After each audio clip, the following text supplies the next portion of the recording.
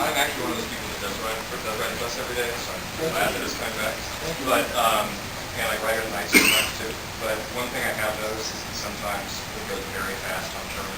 And so maybe one thing to consider as the bus comes back, which I'm all in favor of, is to have the bus drivers drive the speed limit.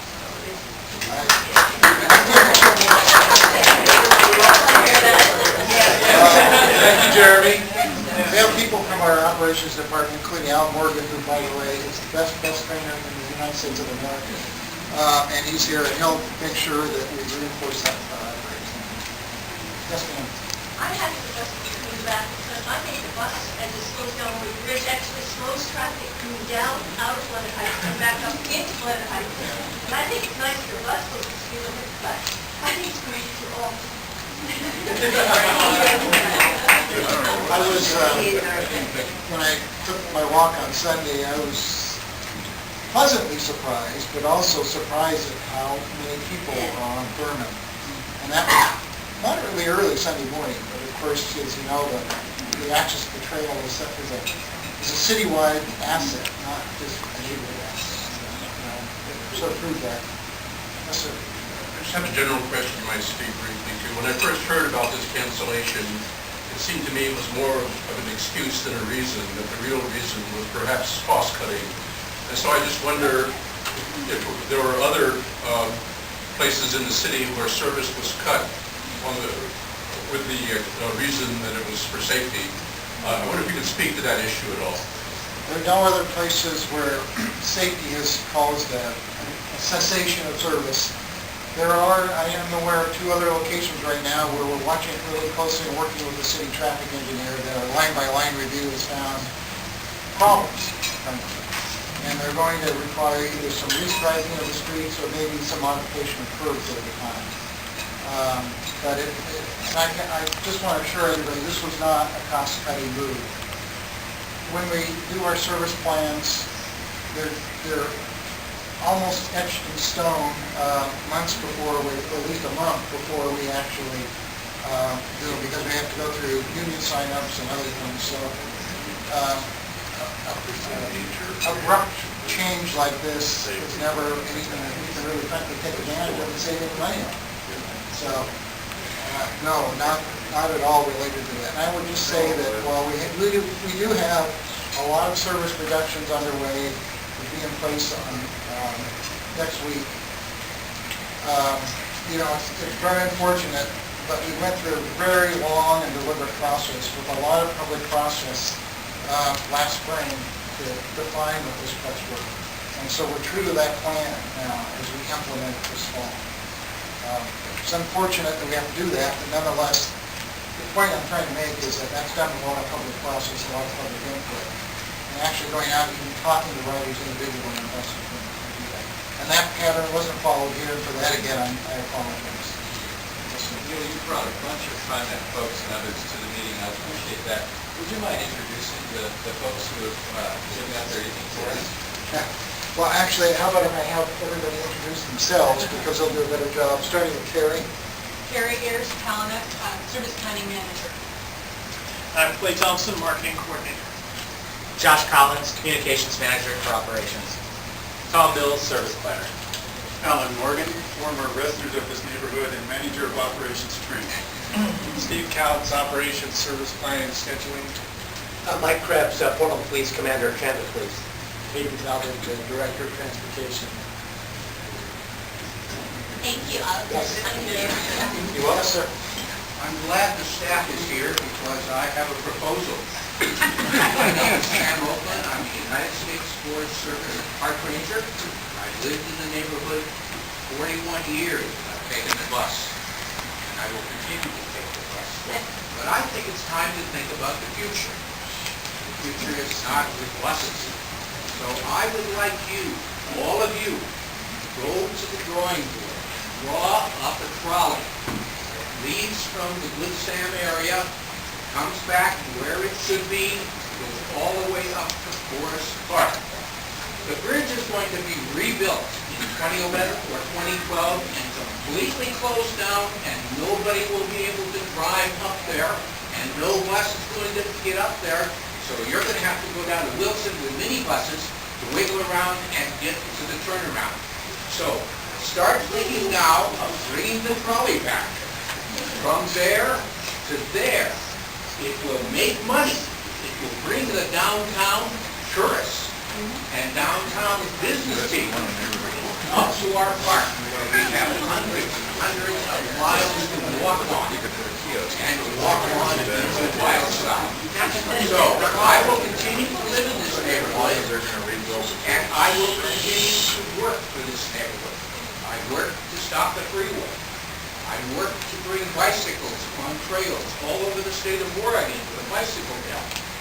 I'm here for the long run. I only have 24 more years to live. Even if I'm on Mount Wood every other day and Mount Rainier the other days. But I'm in love with the transit system. When I went off to Korea to blow up things, there were trolley cars all over the city of Detroit. The city of Detroit had the greatest transit system, trolley system in the whole world. And slowly it was beaten down by the automobile and freeways. Let us think ahead. And I'm willing to come on board your special committee to create the trolley up here, along with Steve McCarthy, and along with some of the other lawyers like me, to try to get it done. Thank you.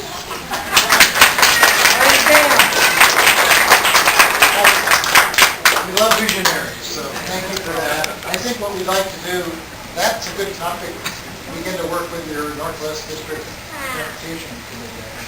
So, I appreciate that. And in the meantime, would you consider something low-key in terms of less technology and some simple solutions like the crosswalks on 23rd? I think they're very effective, things that I don't really want to look at more traffic lights, that's my opinion. It's a very green neighborhood, so. Yeah, no, I agree. Yeah. I actually have a question about the specifics of why that intersection is a danger. I've waited dozens and dozens of times on foot in my car for a bus to turn around. There seems nothing unsafe about it. There's lots of unsafe stuff that happens on Thurman, like thousands of people speeding up there every weekend to ride their mountain bikes on the trail. Do something about that. I think a U-turn is not unsafe. I do U-turns all the time. I've been backed into only a few We have a police officer. And I've never backed over a bus, and I've never been backed over by a bus. I'm very happy about that. But I want to No, okay. I want to know the specific, like, is it really that dangerous? You know, I've seen it happen many times. It doesn't seem dangerous. here's, there's expert Mike and others can answer, that question much more thoroughly. I'd say the first rule in our bus operator's manual is you never back up a bus without having somebody present to spot, because it's a blind move. It's a blind... It's a blind move. Right. You guys have cameras on the back of your buses? I have one on my car. I know. Cameras? Most of our buses, is your car 20 years old? No. But I can buy one at Radio Shack. My car. Well, and I don't mean to do that, but there are other aspects of that that even go beyond the blind backing thing. And Mike, do you want to? Yeah, I can respond a little bit to that. The ORS, the state law requires that before somebody can make a U-turn, you have to have 500 feet of view either way. We went and measured that on Tuesday and found that it's about 300 some odd feet either way, so it does not give proper notice. I know you can probably do that. It may not be as unsafe as you might think it is, but the ORS directly states that it's 500 feet visual from either side to make a U-turn. And also, when you make a turn like that, you cannot interfere with other traffic. And so the big concern that I brought up is, even though it may be okay to do, I mean, it may work out most of the time, if someone comes down and broadsides the side of that bus, I mean, obviously someone's going to be injured, seriously, and possibly killed, and you have liability. So I think TriMet's doing the right thing by looking at this and trying to see if they can find a safe way to do this. I think that the liability is great if they don't take the steps they're going to take. So I agree that most times, probably 99% of the time, it's going to be fine. All it takes is someone to come down not paying attention at nighttime or something like that, smack the side of a bus, and it's going to be a big deal. And I just would reiterate what we talked about a little bit earlier, which is buses have changed too. They've gotten maybe a little bit longer, maybe a little bit wider, but the low floor nature of them has also compressed the turning radius, or expanded the turning radius. And so, actually, our operations executive used to drive buses, and she drove this route. She used to know that you used to be able to, there was a certain way that you could do it without having to back up when you had high floor buses. You can't do that now with the low floor buses because the radius is not as tight. So part of it is that, over time, the technology changed for good reason, but it didn't fit perfectly everywhere. And so that's what our line-by-line review was really intended to do, is to make sure that we were up to speed everywhere we went, with the match between the geometry and the technology, and location of stops and all of that. So I could just have a quick follow-up. If the ridership is not, like that bus is never packed. There's lots of people that rely on that bus. Yeah. It's never packed. Can you guys bring in a little bit smaller bus that can make a U-turn? They're not backing up. well, I saw one today. everybody, we have some 35-footers, 30-foot buses, and we could, here's the problem, is that once the line 15 continues on its route, we need every foot of that 40-foot. Matter of fact, in many areas on the line 15, we need a 60-foot bus. So it's a connectivity question, and I think, one of the questions, I personally don't think that a shuttle, for example, would have been another, but that doesn't provide the connectivity that this neighborhood's used to, and I think deserves. And so the 15 does. It provides, a nice beginning and not lots of connections throughout its line, and throughout its line, most of the time, it's a very busy line, as you obviously know. Well,